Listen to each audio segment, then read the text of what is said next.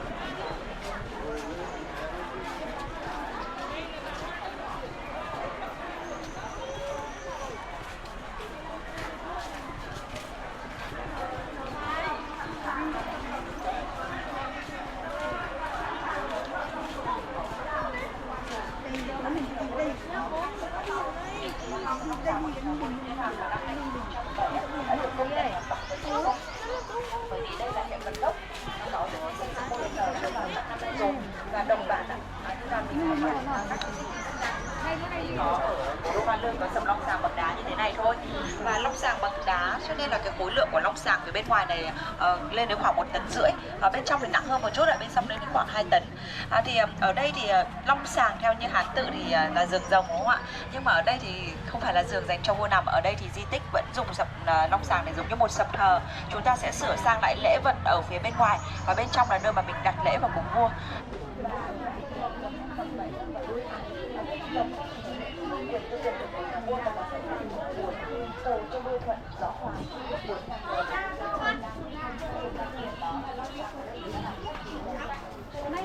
May mắn lãnh đạo à? Em mới ra học lãnh đạo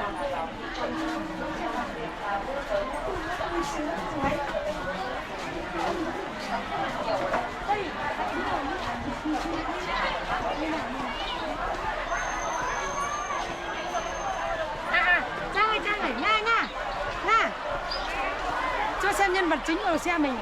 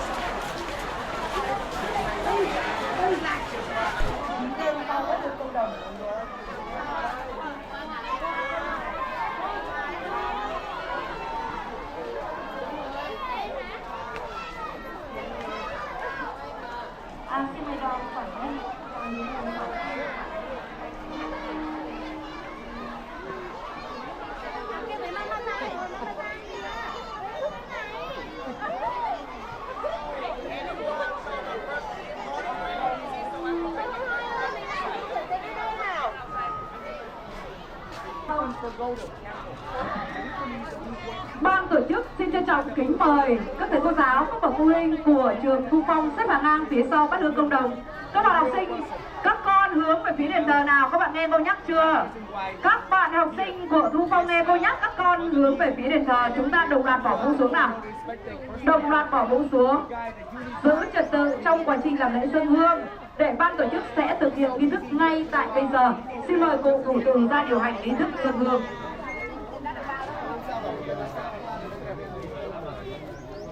Thủy lấy chương nhá. Xin mời các thầy cô giáo, các bậc phụ huynh và các em học sinh ổn định tổ chức để chuẩn bị làm lễ dâng hương. Toàn trường chú ý, kia lễ dâng hương bắt đầu. Mời thầy giáo Bùi Xuân Dũng, bí thư chi bộ, hiệu trưởng nhà trường lên dâng hương. Lên đầu.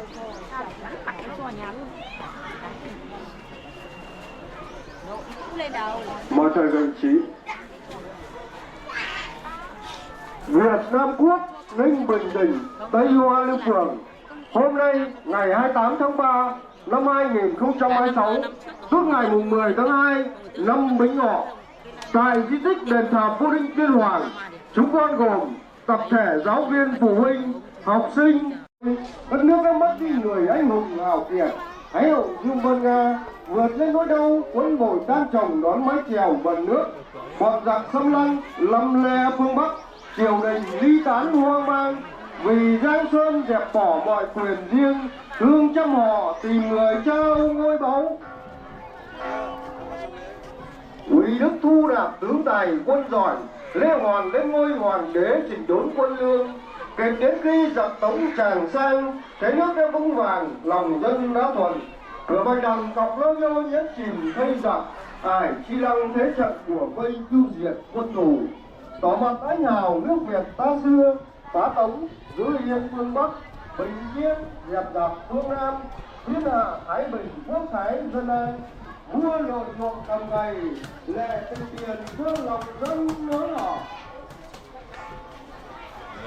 Chào một triều đình quân Kim Hoàng, Lưu Vân Nga và Lê Hoàn cùng ba quân thống sĩ, đưa dân to khỏi phía đến thương nghiệp thế quân, hôm nay các thế hệ cháu con về đền thiêng đất cúng, trời xanh nước mát, cây lá xôn xao, trong quê hương nghi ngút, chúng con thấy có huyền nhân đất thoáng, quý yêu muôn hương trần.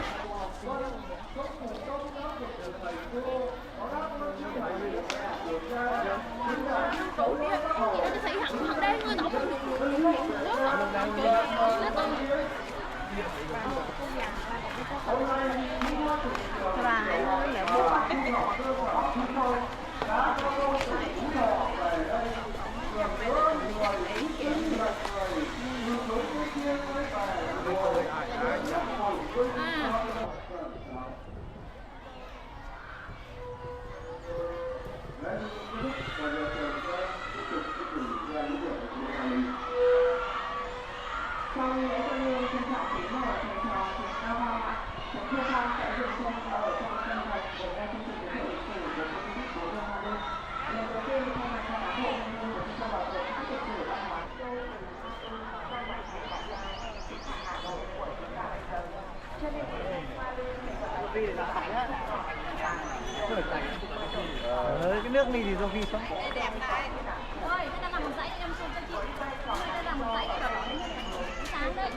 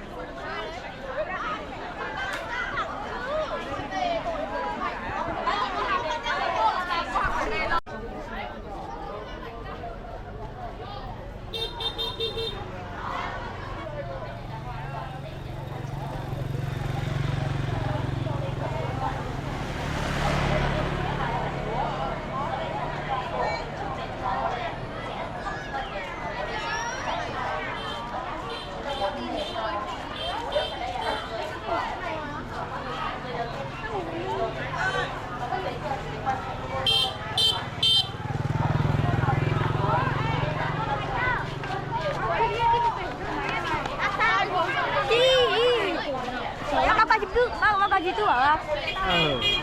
Quay cháu bác ơi. Bác có đi tư rồi, cái đi tư rồi thì đăng ký ơi. Để cháu đăng ký bác ơi.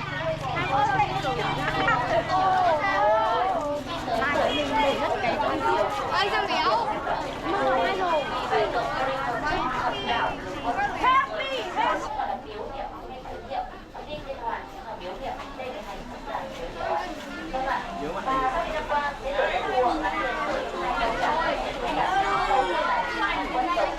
không bỏ lỡ những video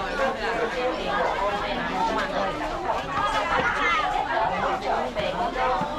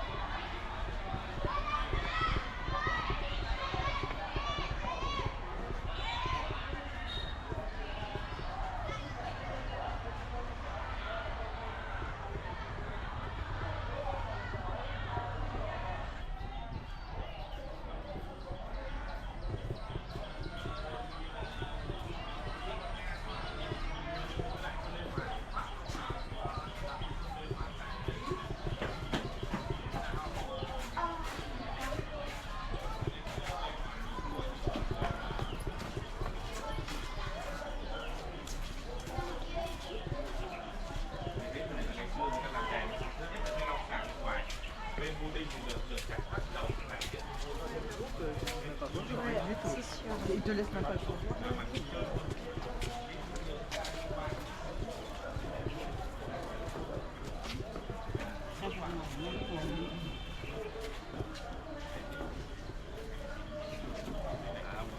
mò ở đây rồi.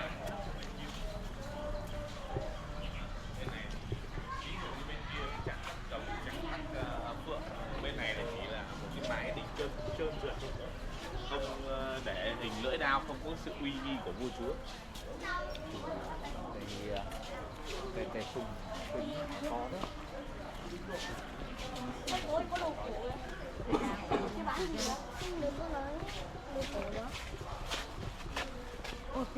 Mẹ ơi, mẹ anh ăn lấy được cái lồng người nước ngoài xong người ta bắt tay xong bẻ tay